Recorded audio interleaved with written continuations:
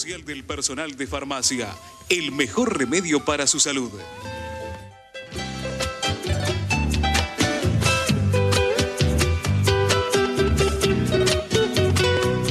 Y ahora sí, lo prometido, vamos a hablar con Mariano Kestelboim, todo lo relacionado a la micro y macroeconomía. Bueno, muchas gracias por estar en el programa, Mariano. Gracias por venir, Mariano.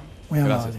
Bueno, escuchaste, Héctor Polino, cómo podemos conjugar lo micro y lo macro. Principalmente no es que habló de microeconomía, sino habló de los sufrimientos del consumidor, ¿no?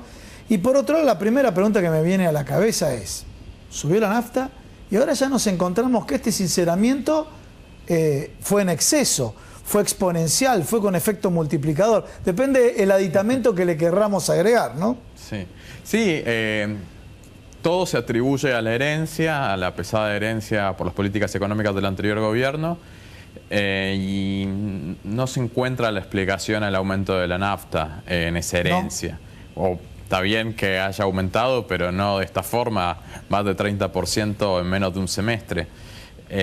Después, el incremento en la tarifa de transporte también me parece excesivo, y las tarifas de los servicios públicos, y en particular las tarifas que tiene que pagar la industria, también son excesivas, sobre todo teniendo en cuenta que eso después repercute nuevamente sobre los precios, porque el incremento de los costos de las empresas después lo van a transferir a los precios. Así que se viene una segunda ola. Vos como economista trabajás para el sector industrial, ¿no? Para aclararle a los televidentes y demás. Quiere decir que no venís y te sentás acá en el programa de televisión y hablas desde la teoría. Lo estás viendo y estás hablando con los empresarios que me imagino que debe estar reclamando día a día. Sí, claramente están en una situación muy delicada. El mercado interno, el consumo está cayendo, por ejemplo, en electrónicos, en textiles, está cayendo un 25% el nivel de actividad. Al mismo tiempo, en textiles, indumentaria, ropa básicamente, en abril de este año, en relación a abril del año pasado, aumentó un 55%, con una caída del consumo del 25%. Imagínate cómo es la situación para el productor. La venta, acumulación de existencias, está muy difícil, y con una tasa de interés del 38%, los bancos obviamente al PYME no le prestan. Prefieren comprar letras del Banco Central y tener una rentabilidad mínima asegurada del 38%. El Banco Central nunca dejó de pagar las letras. Bien, vamos a remarcar eso. El Banco Central a los pymes no le presta. Los bancos comerciales. Sí. El Banco Central, discúlpame, los bancos comerciales, me expresé mal yo. No le prestan a los pymes. O sea, estamos diciendo que esto va en contra de la defensa del trabajo, ya que las pymes son las que mayor empleo generan. O le presta, pero en unas condiciones muy complicadas. O sea, con tasas de interés usurarias por encima del 50%, plazos muy cortos y que apenas la alcanzan para la renovación de capital de trabajo, pero donde el costo financiero cada vez está teniendo un componente mucho más importante en la estructura de costos de las empresas. ¿Tenés algún dato, Mariano? Porque se habla mucho y realmente a uno también le genera dudas, ¿no? De los despidos. Dejar el sector público, aunque hay que incluirlos dentro de esto, pero en el sector privado, ¿sabés qué está pasando realmente con la cantidad de despidos? ¿Cómo se están dando? Si es realmente como los plantean desde el punto de vista de algunos sectores o de otros sectores que dan otra cifra totalmente disímil. ¿Cuál es la realidad? La realidad no la conozco. Tengo la información que brindan los sindicatos. Los sindicatos, por ejemplo, la Central de Trabajadores Argentinos, dice que hubo en el sector público y en el privado más de 120.000 despidos en este primer cuatrimestre del año. Y las empresas industriales para las cuales trabajo yo no despiden, lo único que hacen es no renovar cuando alguien se va, y no despiden porque el capital humano es su principal inversión. Es el valor agregado. Sí, no es fácil formar una persona y sostenerla. Y tienen la expectativa de que en los próximos meses la actividad se recomponga y poderle darle trabajo a ese operario. Es lo último que quieren hacer, despedir a una persona. ¿A esto lo ves viable, que se recomponga la No, para nada. Para mí me parece que se va a empeorar aún más. Si bien en abril mayo empiezan los incrementos salariales, el proceso inflacionario cada vez es más fuerte y la pérdida de poder adquisitivo es muy alta y no va a haber una recomposición de esa pérdida. Creo que por lo menos, en el mejor de los casos, el nivel de actividad, el consumo va a caer un 10% en este año, dado que la inflación no va a estar por debajo del 40% y los incrementos salariales de los empleados que están sindicalizados están en torno del 30%. ¿Hay que seguir echándole la culpa a la herencia recibida? Me parece que obviamente que había cosas que estaban mal en la anterior administración y que generaron problemas en la actual, pero esta administración lo que está haciendo con la distribución del ingreso es favoreciendo netamente al sector financiero. Con la decisión de subir las tasas de interés, lo que está haciendo es una transferencia de ingresos fenomenal desde el sector productivo industrial hacia los grandes grupos financieros nacionales e internacionales. Así que eso no tiene nada de herencia, ¿sí? Dicen que es la emisión monetaria para financiar el gasto público. Si quieren absorber esa emisión monetaria, perfectamente podrían subir los encajes de los bancos. Es decir, un depositante deja en su banco una cantidad de dinero, un concepto de depósito, de plazo fijo, caja de ahorro, lo que sea. El banco comercial tiene la obligación de encajar, de reservar una parte en el Banco Central, hacer un segundo depósito. O sea, no colocar ese dinero, ¿no es cierto? Exactamente. El resto lo puede prestar. El Banco Central decide cuánto va a poder represtar. Sí. Si el Banco Central decide aumentar el encaje, es decir, permitir que el banco comercial pueda represtar una menor cantidad, el banco comercial tiene menos recursos para hacer su negocio financiero y por lo tanto generar menos emisión secundaria de dinero, o sea, contraer la oferta monetaria. Ese es un canal, pero ese canal, para absorber la oferta monetaria que hay en el sistema financiero argentino, ese canal le limita el negocio a los bancos. En su defecto, lo que hacen es mejorar el beneficio para los bancos. ¿Cómo? Aumentando la tasa de interés de referencia, que son estas LEBACs, estos títulos del Banco Central. Entonces, en definitiva, lo que hay acá es una transferencia fenomenal de los pequeños y medianos productores que, lamentablemente, por caída de su actividad, por pérdida de poder adquisitivo de la población y por incremento de las importaciones, tienen un negocio más reducido, no pueden generar empleo y en cambio al sector financiero internacional y nacional que no compite con nadie, ¿sí? Porque no tiene que competir con importaciones y tampoco exporta. Argentina no exporta ningún tipo de servicio financiero al mundo, lo único que hacemos es fugar capitales. Lo que hace es mejorar su situación. Mejora su situación que se refleja de forma transparente en sus balances que son publicados trimestralmente por el Banco Central. Bueno, la verdad, clarísimo y contundente. Claro. La verdad es lamentable, las políticas económicas realmente son muy perjudiciales para la producción nacional. Vamos al tema justo Luis le había consultado a Héctor Polino, lo escuchamos al presidente, a los distintos funcionarios, que la situación se va a revertir, que se va a revertir y demás. Trazaron un paralelismo con Alzogaray, hay que pasar el invierno. Al trazar ese paralelismo realmente genera cierto, creo que me amargó trazar ese paralelismo porque parece que la sensación es la misma, pero en definitiva, cuando se le dice a la gente la situación se va a revertir, hay un conjunto de elementos que puedan darse, porque bueno, está bien, la herencia recibida, la gente, el público bancará un mes más, 2 meses más, 3 meses más, pero decir, bueno, flaco, paren un cachito, ¿se va a revertir? A ver, hay factores azarosos. Sí. Uno de ellos era la cosecha. Se esperaba una cosecha récord este año. Bien. Inundación.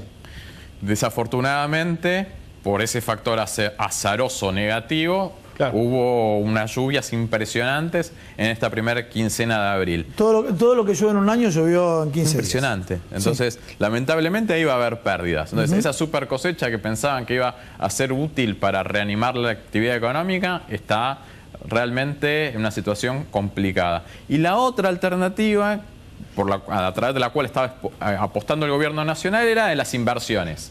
Las inversiones del sector privado en una economía nacional que se está achicando con niveles de rentabilidad de los grupos empresarios industriales cada vez menores, es muy difícil. Y la inversión extranjera directa no creo que llegue a la Argentina tampoco, porque los niveles salariales, los costos internos generales medidos en dólares son mucho más altos que en otros países de la región. Entonces, inversión extranjera directa tampoco puede venir. Inversión local tampoco. Lo único que puede permitir reanimar la actividad en el segundo semestre es la inversión pública, a través de endeudamiento externo.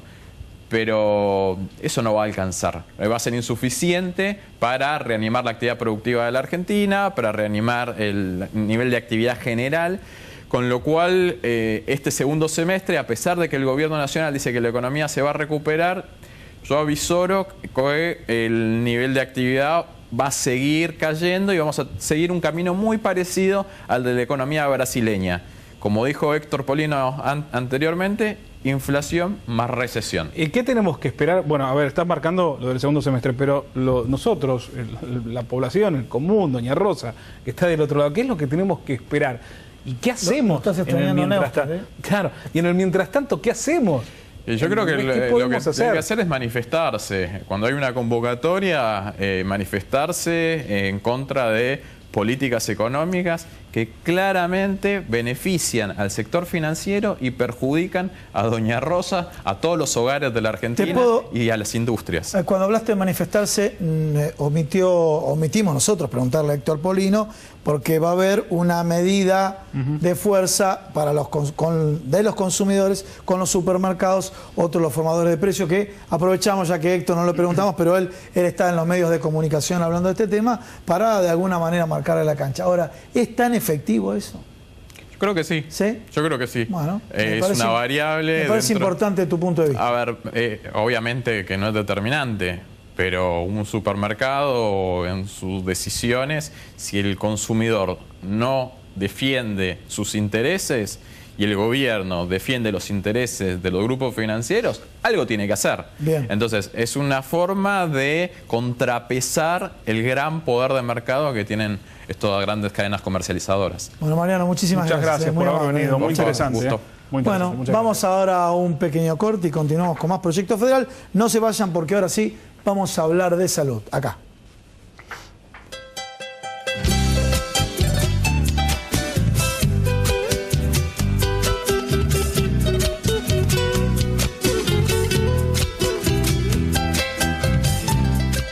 Federación Argentina de Trabajadores de Farmacia. Más de 60 años en defensa de los derechos del trabajador del sector. Comprometidos con la formación de nuevos líderes sindicales. 011-4943-4005. Obra social del personal de farmacia. El mejor remedio para su salud. Trabaja en defensa del sistema solidario de salud. 0800-333-9820. Turismo Social de FATFA. Piensa en el descanso de todos los trabajadores de farmacia, ofreciendo un amplio circuito hotelero en todo el país. 011-4941-9910. Instituto Superior de Formación Tecnológica de FATFA apuesta al crecimiento profesional de todos los trabajadores de farmacia del país. www.institutofatfa.com.ar.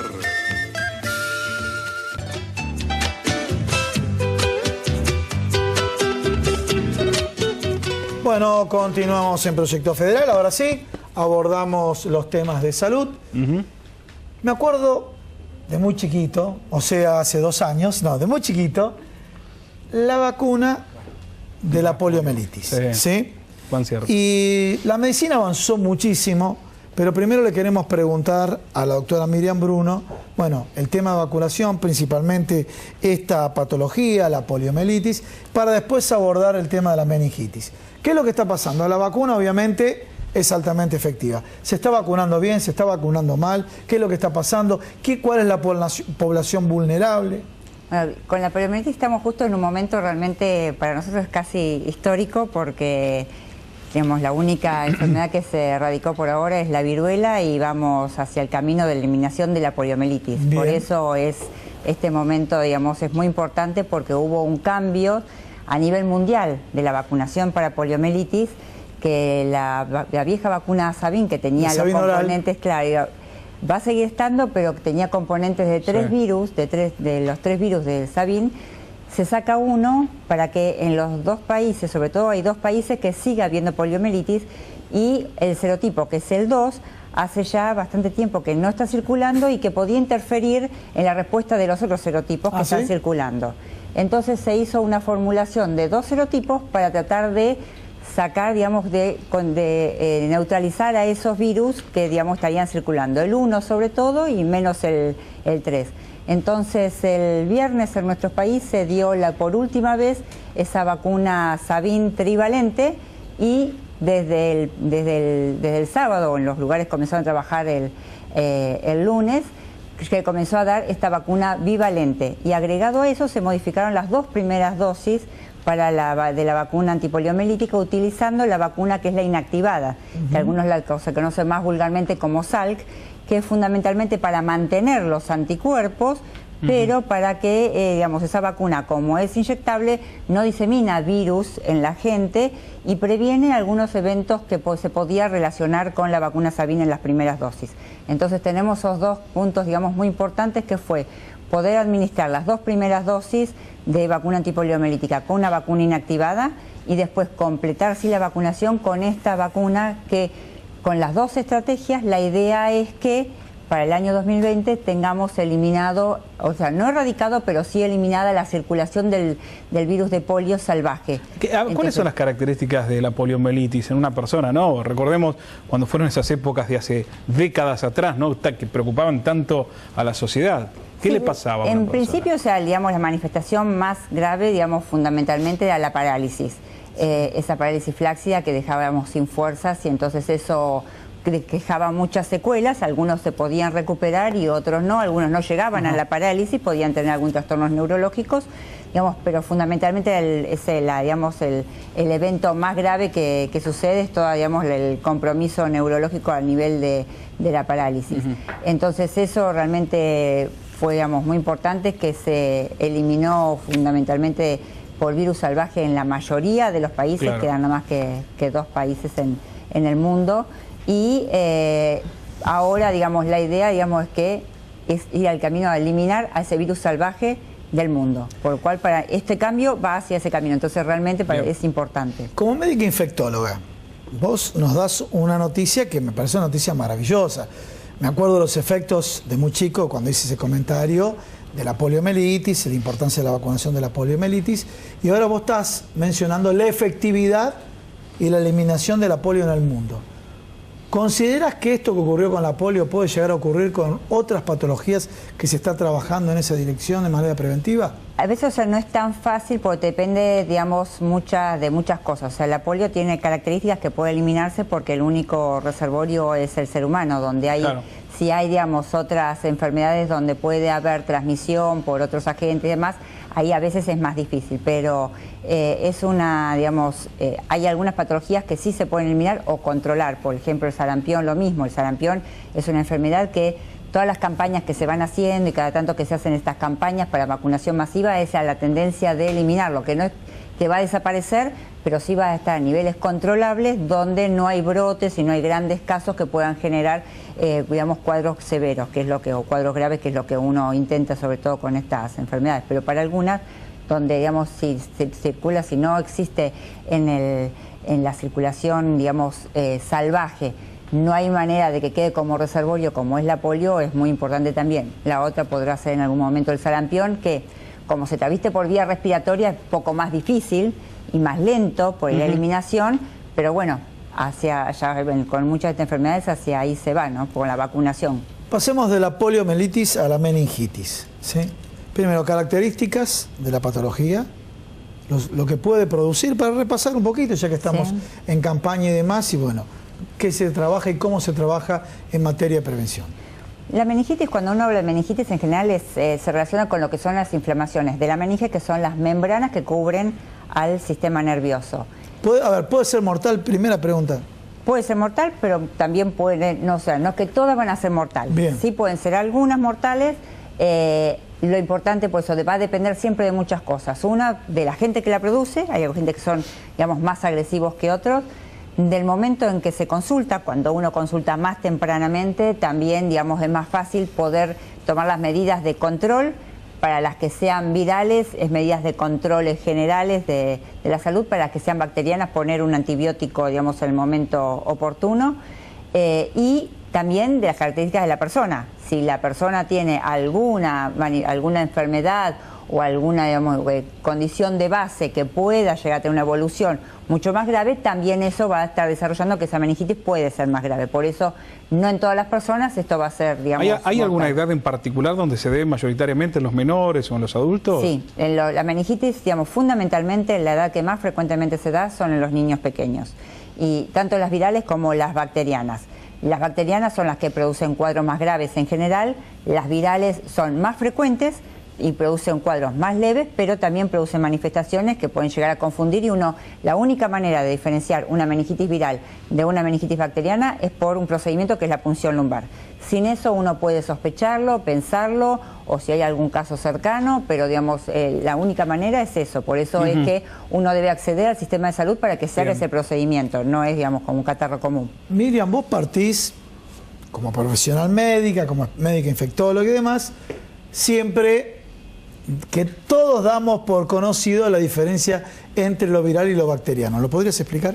Lo viral, o sea, los agentes virales... Porque, a ver, cuando vas con el nene, para cualquier cosa, no le dé antibiótico porque... Es un virus. Es un virus. Sí, a ver. En esto es más difícil, porque en cuadros por ahí respiratorios es más fácil a veces diferenciar lo que puede llegar a ser algo bacteriano. Bueno, pero explica el cuadro respiratorio para entrar. ¿Cómo sería la diferencia en un cuadro respiratorio? Claro, en los cuadros respiratorios es un poco más fácil pensar a veces en los viral porque generalmente los virus atacan varios lugares al mismo tiempo.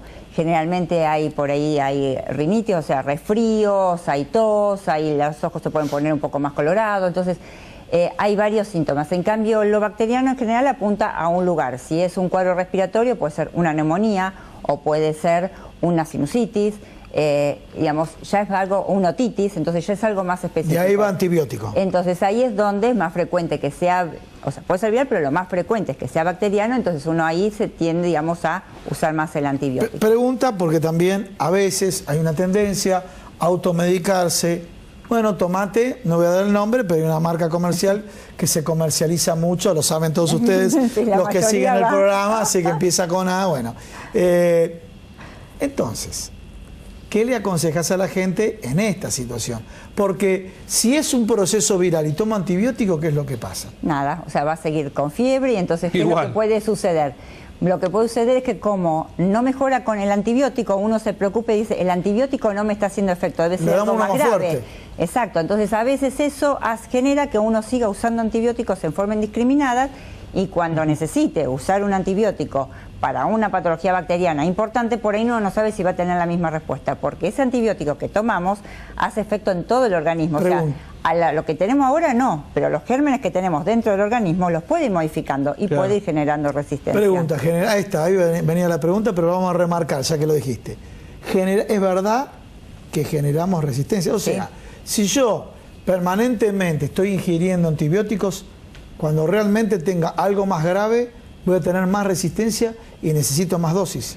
O más dosis, o lo que en general puede suceder más frecuentemente, otro antibiótico de más espectro, más caro, que a veces haya alguno que no se pueda dar en forma ambulatoria y que haya que internarse para dar antibióticos. A nosotros nos pasa a veces con las infecciones urinarias, que en estos momentos a veces se da antibióticos muchas veces por infecciones urinarias sin cuidar bien el antibiótico y después cuando se dio muchas veces se necesita internar nada más que porque la persona no puede tener ningún tratamiento por vía oral. Entonces todo eso, digamos, complica, digamos, también a la persona, o sea, los gastos, aparte de los gastos, a la persona que no puede hacer un tratamiento como corresponde. Lo mismo que en un momento era muy frecuente dar antibióticos para prevenir infecciones graves en la parte respiratoria y bueno, se generó resistencia y se veía que las neumonías y demás se necesitaba antibiótico de más espectro. Y esto, bueno, después, con toda una política de tratar de adecuar un poco más los antibióticos, después otra vez, por suerte, tenemos los gérmenes que podemos utilizar, los antibióticos habituales para los tratamientos de infecciones bacterianas, y en los casos graves, ahí utilizaremos antibióticos de más espectro, pero eso es muy importante. Quiero hacer un paréntesis, pero es re importante, creo, esto que lo toquemos. Mucha gente se ha escuchado que dice, uy, se descubrió la vacuna contra el dengue, la Organización Mundial de la Salud la aprobó. Ahora, de ahí a que llegue y se comience a aplicar en la mayoría de los lugares endémicos, falta un tiempito, ¿no? Falta un tiempito porque aparte hay que ver primero en qué poblaciones, o sea, hay vacunas, digamos, que ya están aprobadas, que algunas son 3 dosis, otras están estudiando con 1 dosis, entonces hay lugares donde si la circulación del dengue es esporádica, Si yo tengo que esperar a tener 3 dosis de vacunas para tener una buena respuesta, no llego a tiempo. En cambio, si tengo una vacuna que es una dosis, por ahí es así, en el momento que hay mayor cantidad de dengue, yo la puedo llegar a utilizar. Claro. En cambio, puede haber zonas donde el dengue está siempre, Brasil, por ahí zonas del norte nuestra, Asia y demás, Paraguay. donde por ahí, Paraguay, donde está siempre. Entonces, por ahí en esas poblaciones puede ser interesante, digamos, tener la vacunación así como está la fiebre amarilla. Bien. La fiebre amarilla no la tenemos en todo el país. Está en la zona del norte como vacuna de calendario. ¿Por qué? Porque ahí es donde circula casi todo el año. Ahora no tenemos, pero gracias también aparte a la vacunación. Entonces es importante tenerla y ver bien en qué lugares estaría indicada para dar esta vacuna. Miriam, muchísimas gracias. Realmente Gracias muy a ustedes. interesante, muy dinámico de temas tan importantes. Bueno, para todos nosotros, para la población, la importancia que tiene la prevención en la salud. Muy Muchas amable. Gracias por haber venido. Bueno, ya estamos finalizando el programa, pero ahí están viendo las vías de comunicación.